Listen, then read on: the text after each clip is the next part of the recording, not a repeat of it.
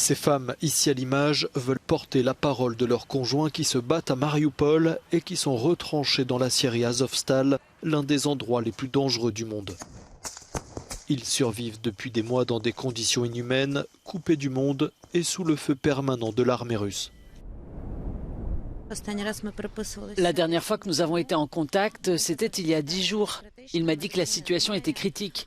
Il n'y a pas d'aide médicale, il n'y a pas d'eau, ils boivent dans un verre une gorgée d'eau toutes les 5-6 heures. Alors que les informations font état de la reddition de nombreux soldats ukrainiens retranchés à Azovstal, elles restent très inquiètes du sort qui leur sera réservé par les Russes.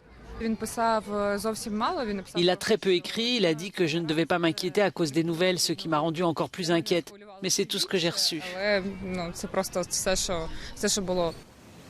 Ces femmes se sentent épuisées, mais leur visage s'illumine chaque fois qu'elles repensent aux messages reçus de leurs proches qui n'abordent que très peu les combats.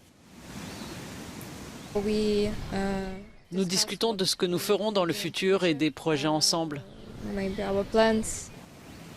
Elles racontent qu'elles sont régulièrement interrogées et interviewées au sujet des liens entre le régiment Azov et les mouvements d'extrême droite. La propagande russe en Europe est forte et beaucoup de gens pensent que les soldats d'Azov sont des néo-nazis ou des fascistes. Nous en parlons beaucoup. Nous disons aux médias que le régiment Azov est la partie officielle de l'armée ukrainienne, que c'est un régiment multinational. Le chef a notamment demandé au gouvernement israélien d'aider à mettre en place un corridor pour Azov. J'ai un ami qui est le responsable d'une des plus grandes organisations LGBTQI+, et ils ont donné de l'argent à Azov.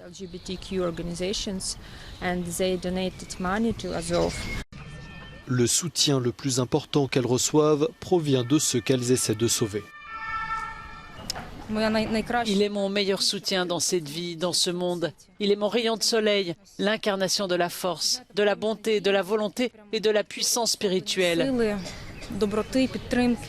Je ne peux même pas expliquer à quel point je tiens à lui. Les différentes femmes que nous avons rencontrées entendent maintenir la pression pour que Mariupol et ses défenseurs ne tombent pas dans l'oubli et pour qu'ils survivent.